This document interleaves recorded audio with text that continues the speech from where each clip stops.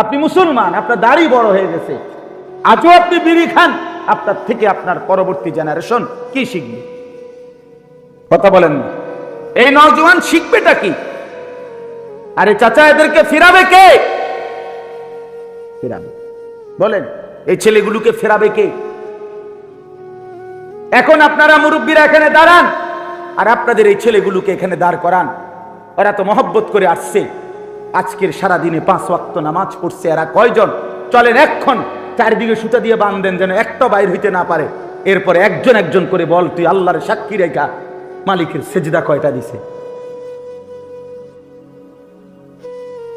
কি বাপ যে কপালে সেজদা নাই, সে তো মানুষ না। এই মুসলমানের বাচ্চা, আমি বললাম যে কপালে সেজদা নাই, তুই মানুষ না বেটা। যে কপালে সেজদা নাই তারে মানুষ বলে না। ওইটা হাইওয়ান, ওইটা জানোয়ার বেটা, ওইটা চাপ ঠ্যাংওয়ালা জন্তু, এটা মানুষ তাকে বলে না। একটা সেজদা করবার আগেও যার পরিচয় ছিল ফেরেশতাদের শিক্ষক, সেজদা না করার কারণে শুধু একটা সেজদা করে নাই, তার নাম হয়ে গেছে শয়তান। শয়তান রে কোন দিন থেকে শয়তান কইছে? যখন সে কি করে না। ইবলিস বলছে কোন দিন চাচা? যখন কি করে নাই। তাহলে সেজদা না করলে সে কি হয়? শয়তান হয় বেটা, শয়তান। শয়তান বেটা, এটা ইবলিস, এটা রাজিম, এটা অভিশপ্ত।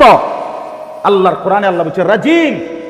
ইবলিসকে আল্লাহ বলছে তুই রাজিম, তুই শয়তান, তুই অভিশপ্ত বেটা। সবার কাছেই বিনীত অনুরোধ, বিশেষ করে অনেক নওজোয়ান, সবাই মিলে সবার কাছে আমি একটা অনুরোধ করছি যে আমরা সবাই পরস্পর কথা না বলি। ছেলেরা, তোমরা যদি পরস্পর কথাই বলো, তাইলে দোস্ত আসার কোনো দরকার ছিল না, না আসলেই ভালো। তোমার কথাই যদি শেষ না হয় তো তুমি কথা শুনবা কখন? এই জন্য আমরা রাত চুক্তি বসি নাই যে সারা রাতের জন্য বসছি 2-4-10 ঘন্টার জন্য, এমন না। স্বাভাবিকভাবে অল্প একটু সময়, এই ঘন্টা খানিক বা একটু কম বেশ, এইটুকু সময় চুপ থাকলে তেমন কোনো লস হবে না, বড় লাভ হবে। এই জন্য আমি অনুরোধ করতেছি ভাইয়া, একটা ছেলেও তুমি যদি মুসলমানের বাচ্চা হয়ে থাকো কথা বলবা না, সাফ কথা। আর যার পছন্দ হইল না কথাটা, তুমি চলে যাইলে পারো। দয়া করে তোমার কথা যদি বাকি থাকে তুমি আনতে চলে যাও, কিন্তু অনুগ্রহপূর্বক কথা বলো না ভাইয়া। রাসূলুল্লাহ সাল্লাল্লাহু আলাইহি ওয়াসাল্লাম হাদিসের মধ্যে ইরশাদ করেছেন, মান সামাতা নাজা, যে চুপ থাকে সে নাজাত পায়। অসংখ্য হাদিস আছে যেখানে এই কথা নবী সাল্লাল্লাহু আলাইহি ওয়াসাল্লাম বলছেন যে জবানের হেফাজত অনেক বড় নিয়ামত। যে নিজের কথা নিয়ন্ত্রণ করতে পারছে, অপ্রয়োজনীয়, বেহুদা, ফালতু এমন কথা থেকে নিজেকে বাঁচাইতে পারছে, রাসূলুল্লাহ সাল্লাল্লাহু আলাইহি ওয়াসাল্লাম নিজে তার জান্নাতের জিম্মাদারি নিছে। নবী সাল্লাল্লাহু আলাইহি ওয়াসাল্লাম বলছেন, আমি তার জান্নাতের জিম্মাদার। মান ইয়াদমান লি মা বাইনা লাহিয়াইহি ওয়া মা বাইনা রিজলাইহি আযমান লাহুল জান্নাহ। নবী সাল্লাল্লাহু আলাইহি ওয়াসাল্লাম বলছেন, 2 চোয়ালের মাঝখানে যে জিহ্বা অর্থাৎ জবান, আর 2 রানের মাঝখানে যে লজ্জাস্থান, এই 2 জিনিস যে হেফাজত করবে, আমি রাসূল ওয়াদা দিলাম, আমি তার জান্নাতের জামিন, জিম্মাদার হলাম, আমি তাকে জান্নাত বুঝাই দেব। তাহলে জবানের হেফাজত, এটার মধ্যে জান্নাত। হাদিসের মধ্যে আছে নবী সাল্লাল্লাহু আলাইহি ওয়াসাল্লাম ইরশাদ করেছেন, ওয়াহাল ইয়াকুব্বুন নারা আলা মানাখিরিহিম ইল্লা হাসাইদু আলসিনাতিহিম। কিয়ামতের ময়দানে অসংখ্য মানুষকে মাথা নিচের দিকে দিয়ে 2 পা উপরের দিকে তুলে হেঁচড়ানো হবে, মাথা নিচে পাও উপরের দিকে, এইভাবে মাটিতে ঘষানো হবে। নবী সাল্লাল্লাহু আলাইহি সাল্লাম বলেন, কেন? শুধুই মাত্র জবানের গুনাহের কারণে।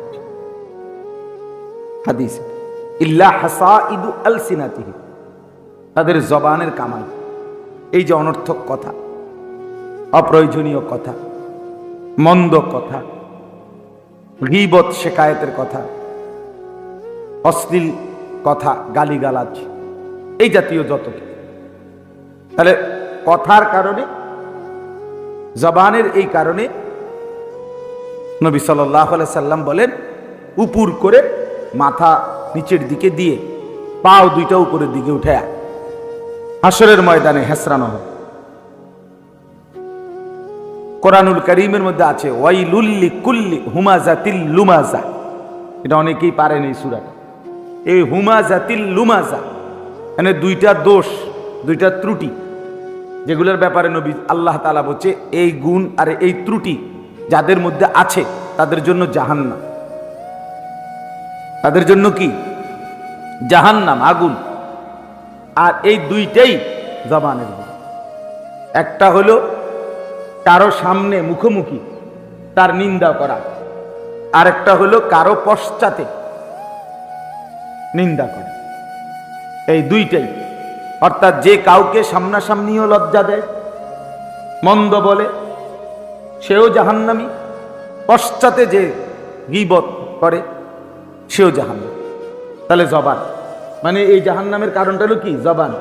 সামনে বলুক আর পেছন থেকে বলুক, সবটাই জবান। এই জন্য অনেক হাদিস আছে ভাইয়া, অনেক, যেখানে রাসূলুল্লাহ সাল্লাল্লাহু আলাইহি ওয়াসাল্লাম জবানের হেফাজতের কথা বলছেন।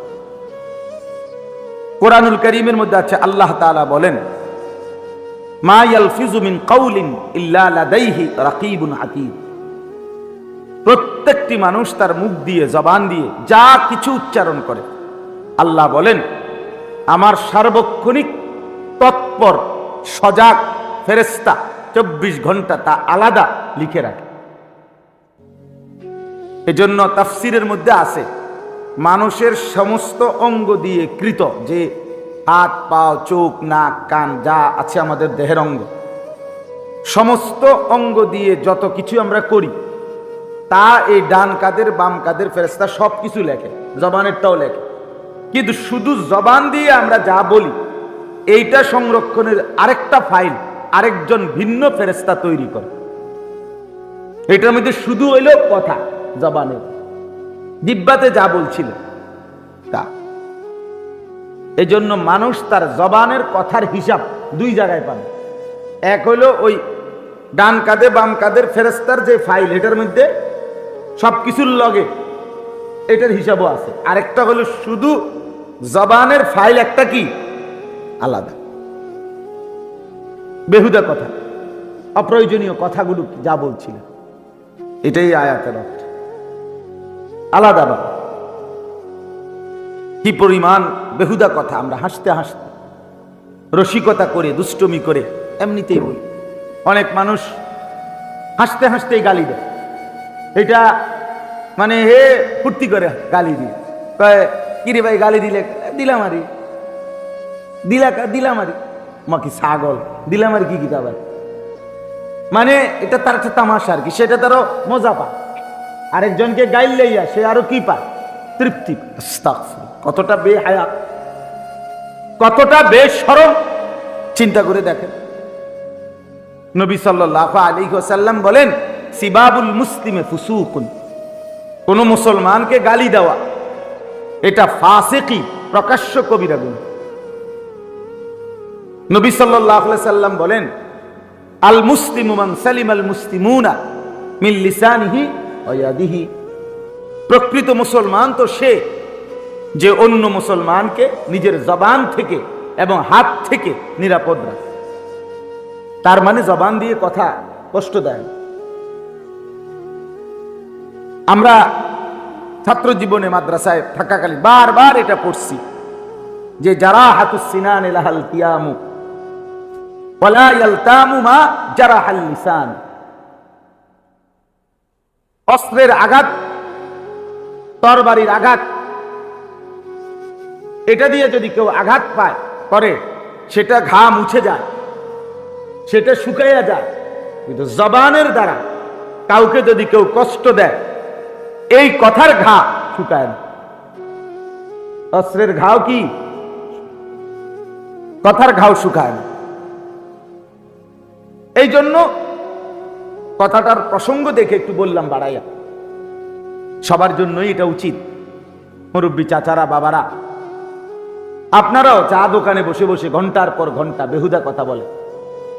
14 গোষ্ঠীর যত দোষ, বেড়ার দোষ, বেডির দোষ, মেম্বারের দোষ, চেয়ারম্যানের দোষ, অমুকের মাইয়ার দোষ, হেবড়ার ফুতের দোষ, হুদাই বেহুদা কথা, বানোয়াটি কথা। বুদ্ধি দিতেছে, কথা কইতেছে, বন খাইতে আছে, বিড়ি খাইতে আছে, চা খাইতে আছে, আলুর চপ খায়, পেঁয়াজু খায়, আর গপ মারে। শুধু শুধু শুধু শুধু কি কয়, কি কেন কয়, কারে কয়, কে শুনে, কে জিঙ্গাইছে হেবড়ারে কথাই নেই, কিচ্ছুর কোনো খবর নেই। শুধু শুধু হুদাই ব্যান ব্যান করে, শুধু শুধু। একবার এখান থেকে বৈশা আমেরিকারে বুদ্ধি দেয়। হ্যাঁ হ্যাঁ, একবার চীন, জাপান, এশিয়া মহাদেশ, সারা পৃথিবীর বুদ্ধি দেয় যেটা এনে বইয়া। কিন্তু দোকানদারের টাকা দেয় না যে 3 মাস। বোঝেন নাই কথাটা? দোকানদারে আজ 200-250 টাকা ঘুরাইতে আছে, যে মনে 6 মাস হয়, বেটার টাকা দেয় না। হেবড়া বুদ্ধি দেখেন। আপনার বুদ্ধি দিতে বলছে কে মিয়া ফাজিল? আপনি দোকানদারের টাকা না দিবেন, চা খাইতে নাইছেন, চা না খাইয়া চলে যাবেন, খাওয়া লাভ করেন কেন? শুধু শুধু, একেবারেই বেহুদা। আহা, এই জন্য জবান অনেক দামি বিষয়। এই জবানের দ্বারা কালেমা উচ্চারণ করলে সে 7 আসমান জমিনের চাইতে প্রশস্ত জান্নাতের মালিক হয়ে যায়। আবার এই জবানের দ্বারা একটি কুফরি শব্দ উচ্চারণ করলে সে চিরস্থায়ী জাহান্নামী হয়ে যায়। এই জবানে কবুল এক শব্দ বললে এক নারী চিরদিনের জন্য আপন হয়ে যায়। এই জবানে তালাক বললে এক নারী চিরজীবনের জন্য বিচ্ছিন্ন হয়ে যায়। জবান বড় সাংঘাতিক। এক শব্দের এদিক সেদিকে অনেক কিছু এলোমেলো হয়ে যায়, অনেক কিছু হয়েও যায়, গড়েও যায়। এজন্য জবানের নিয়ন্ত্রণ অনেক দামি বিষয়, অনেক দামি বিষয়। রাসূলুল্লাহ সাল্লাল্লাহু আলাইহি ওয়াসাল্লাম একজন সাহাবীকে একবার লম্বা বয়ান করছেন, নসিহত করছেন, অনেক কিছু ওনাকে বলছেন নবীজি। ইসলামের বিভিন্ন বিষয় ওনাকে বলছেন। ওযু, গোসল, কালেমা, নামাজ, রোজা, হজ, যাকাত, জিহাদ সব কিছু বলার পর নবী সাল্লাল্লাহু আলাইহি সাল্লাম ওই সাহাবীকে বললেন, আলা উখবিরুকা মিমালাকিল খাইরি কুল্লি। সাহাবী, এই যা যা করতে তোমারে বলছি সবগুলো তুমি করতে পারবা, একটা জিনিস যদি তুমি ঠিক রাখো সেটা কি আমি তোমাকে বলবো?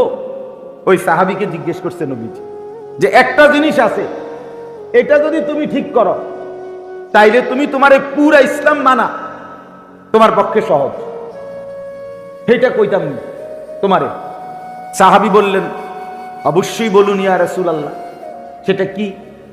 তো নবী সাল্লাল্লাহু আলাইহি সাল্লাম এই জিহ্বা, নবীজির জিহ্বা মোবারক বের করে এই জিহ্বার মধ্যে আঙ্গুল দিয়ে হাত লাগাইয়া নবীজি বলেন, কুফফা লিসানাক, তুমি তোমার জবান নিয়ন্ত্রণ করো।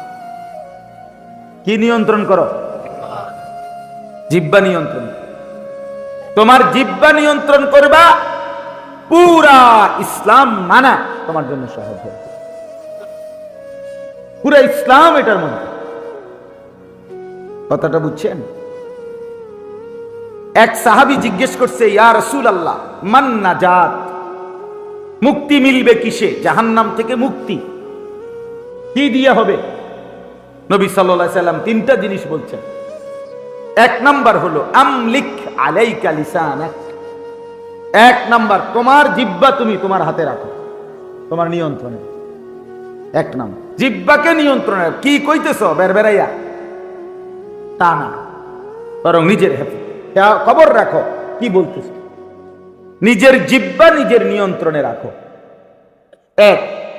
2 নম্বর, ওয়ালিয়াসাআকা ফি বাইতিক, তোমার ঘর তোমার জন্য প্রশস্ত আরামদায়ক মনে করো, ঘরে থাকতে আরাম বোধ করো। অসংখ্য মানুষ আছে যারা নিজ ঘরে স্ত্রী সন্তানের কাছে কিছুক্ষণ থাকা এটাকে বিরক্ত মনে করে।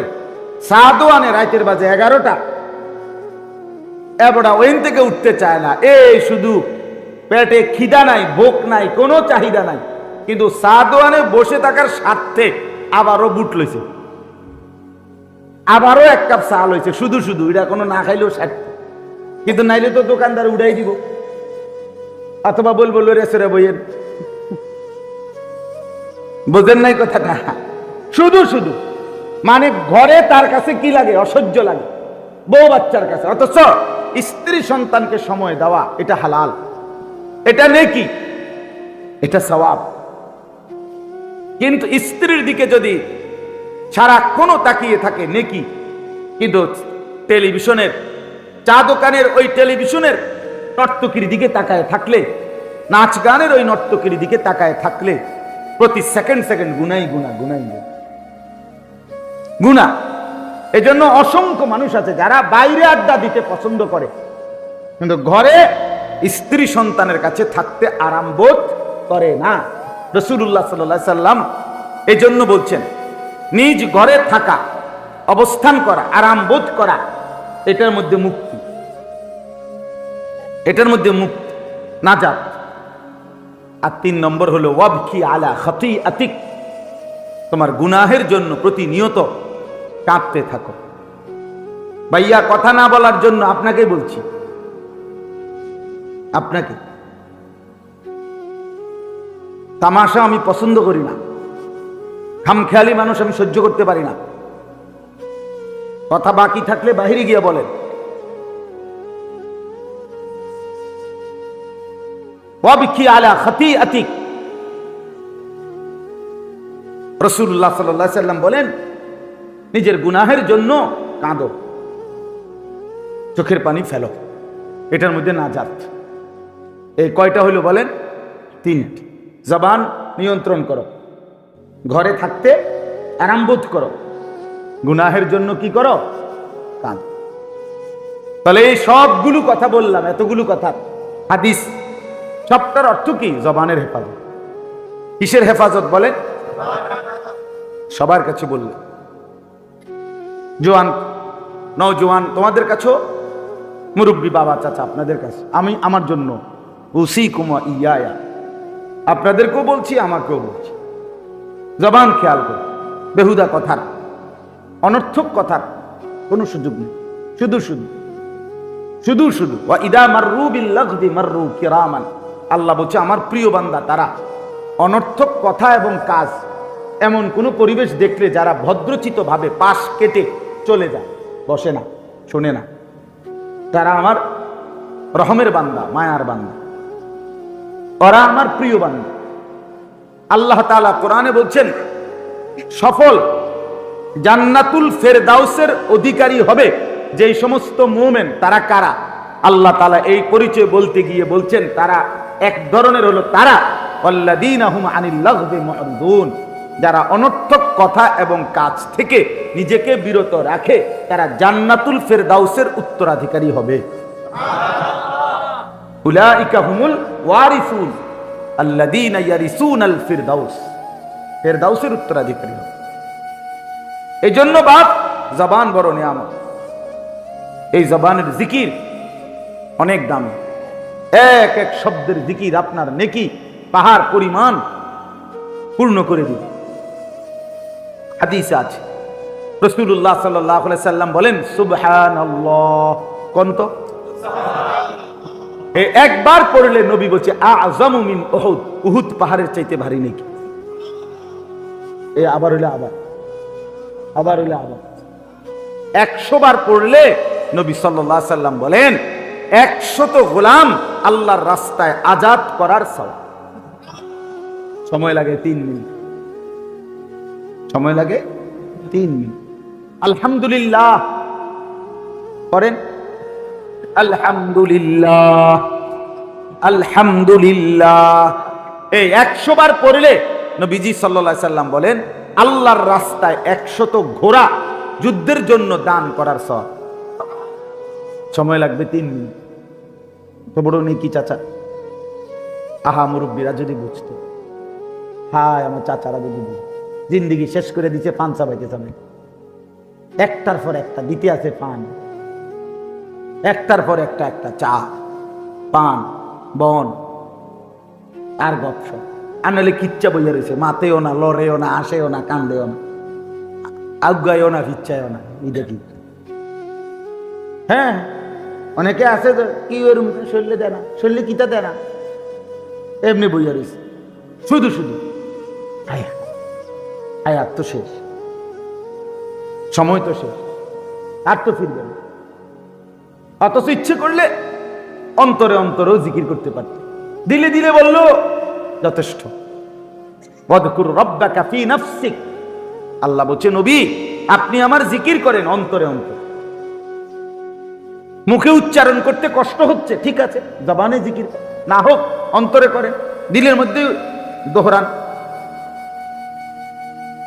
এজন্য বাপ এই জবান দ্বারা আল্লাহ তাআলার জিকির করে। 100 বার কেউ যদি আল্লাহু আকবার পড়ে, নবীজি বলছে হাজী সাহেবরা হজের সময় যে কোরবানি করে এরকম 100 উট কোরবানি করার পর। আমাদের বাংলাদেশ থেকে এই বছর 84 থেকে 85 হাজার হাজি হজে গেছে, আমরাও গেছি আলহামদুলিল্লাহ। মনে হয় না 2-1 জন উট কোরবানি দিছে কেউ, সবাই আমরা খাসি কোরবানি দিছি বা দুম্বা খাসি সবাই। এই 600 রিয়াল, 600 রিয়ালের কোরবানি, এটাই অনেক কিছু মনে হয়, উট দিব কই থেকে। কিন্তু 100 বার আল্লাহু আকবার পড়লে 100 উট হাজী সাহেবদের কোরবানি, হজ্জের সময়ের কোরবানি সওয়াব নেই। আপনি জীবনে কোনোদিন একসাথে 100 উট কোরবানি দেওয়ার মতো সামর্থ্য কোন দিন হবে? এই আমলের বরকতে জবান আপনারে কত দামি বানায় দিল। 100 বার লা ইলাহা ইল্লাল্লাহ পড়েন তো, লা ইলাহা ইল্লাল্লাহ। এই যে সহজ, এটা যদি কেউ 100 বার পড়ে, নবী সাল্লাল্লাহু আলাইহি সাল্লাম বলেন আসমান এবং জমিন ফাঁকা জায়গা নেকিতে পূর্ণ হয়ে যাবে। বাহ, তামলাউ মা বাইনাস সামাই ওয়াল আরদ, আসমান জমিনের ফাঁকা জায়গা নেকিতে পূর্ণ। হায় মুরব্বীরা, আবারও বলছি চাচারা, জিন্দেগি শেষ করে দিছেন, 60 বছর হায়াত, এখনো বিড়ি খান। আহারে আহারে নির্লজ্জ মানুষ, শরম কম। যে বুড়া মিয়া 60 বছরও বিড়ি সিগারেট খায়, এবার একদম বেশরম, একদম শরম কম। এবার বেহায়া, শরম কমতে কমতে আজ এত বছরে ওনার আর কোনোদিন শরম হয় না। নাইলে আপনার থেকে, আপনি মুসলমান, আপনার দাড়ি বড় হয়ে গেছে, আজও আপনি বিড়ি খান, আপনার থেকে আপনার পরবর্তী জেনারেশন কি শিখবে? কথা বলেন না। এই নওজোয়ান শিখবেটা কি? আরে চাচা, এদেরকে ফেরাবে কে? ফেরাবে বলেন, এই ছেলেগুলোকে ফেরাবে কে? এখন আপনারা মুরব্বীরা এখানে দাঁড়ান, আর আপনাদের এই ছেলেগুলোকে এখানে দাঁড় করান। ওরা তো মহব্বত করে আসছে, আজকের সারাদিনে 5 ওয়াক্ত নামাজ পড়ছে। এরা কয়জন? চলেন এক্ষণ চারদিকে সুতা দিয়ে বাঁধেন, যেন একটা বাইর হইতে না পারে। এরপরে একজন একজন করে বল, তুই আল্লাহর সাক্ষী রেখা মালিকের সেজদা কয়টা দিছে? কি বাপ, যে কপালে সেজদা নাই সে তো মানুষ না। এই মুসলমানের বাচ্চা, আমি বললাম যে কপালে সেজদা নাই তুই মানুষ না বেটা। যে কপালে সেজদা নাই তারে মানুষ বলে না। ওইটা হাইওয়ান, ওইটা জানোয়ার বেটা, ওইটা চাপ ঠ্যাংওয়ালা জন্তু, ওইটা মানুষ তাকে বলে না। একটা সেজদা করবার আগেও যার পরিচয় ছিল ফেরেশতাদের শিক্ষক, সেজদা না করার কারণে শুধু একটা সেজদা করে নাই, তার নাম হয়ে গেছে শয়তান। শয়তানরে কোন দিন থেকে শয়তান কইছে? যখন সে কি করে না। ইবলিস বলছে কোন দিন চাচা? যখন কি করে নাই। তাহলে সেজদা না করলে সে কি হয়? শয়তান হয় বেটা, শয়তান। শয়তান বেটা, এটা ইবলিস, এটা রাজিম, এটা অভিশপ্ত। আল্লাহর কোরআনে আল্লাহ বলছে রাজিম। ইবলিসকে আল্লাহ বলছে তুই রাজিম, তুই শয়তান, তুই অভিশপ্ত বেটা, তুই মারদুদ শয়তান, তুই পরিত্যক্ত। এই সবগুলো মন্দ। তারে এতগুলো কথা বলছে কি কারণে? সেজদা না করে। মুসলমানের যে বাচ্চা, তোমরা সেজদা দাও না, তোমার পরিচয় জানো না? তুমি মাতবুরি দেখাও, মোবাইল টিপো আর মাতবুরি। হ্যাঁ, মোবাইল আর মানুষের বেড়ি দেখুন, এই জিন্দিগি মিয়া। আর ভাতের থালা আর রাইতুলি সিটিয়ে ঘুম যাওন, খালাস। এটাই জীবন। এ তো জন্তু জানোয়ারের জীবন। কুকুর বিড়ালও তো বেটা খায়, ঘুমায়। কুকুর বিড়ালও তো ফেসাবে ধরলে, মুতে ধরলে পায়খানা করে, ফেসাব করে। কুকুর বিড়ালও তো লজ্জাস্থান, যৌন চাহিদা পূরণ করে। তো তুমি মুসলমান হিসাবে আলাদা পরিচয় কি? জীবন মানে যদি শুধু খানা আর ঘুম আর পেশাব পায়খানা আর লজ্জাস্থানের চাহিদা, যৌন শাহওয়াত, এরই নাম যদি হয় জীবন, তো জানোয়ারের সাথে পার্থক্য কি? বলেন একটা ছেলে, বলেন মিয়া, পড়ালেখা করু একটা ছেলে, বলো মিয়া তুমি শিক্ষিত, তো তুমি তো অনেক কিছু ডিগ্রি আছে, কও মিয়া এখন কও। মানুষ বলে কিভাবে? মানুষ কিভাবে হয়? ইনসান বলে কাকে? বাংলা বই মুখস্থ করলে না, যোগ বিয়োগ ফুরন বাগ জানলে হেরে মানুষ কয়। ইনসান এটা দিয়ে হয়? আল্লাহ তাআলা বলছে আমি মানুষ বানাইছি গোলামির জন্য। ইল্লা লিয়াবুদুন, যার মধ্যে গোলামি নাই সে মানুষ না,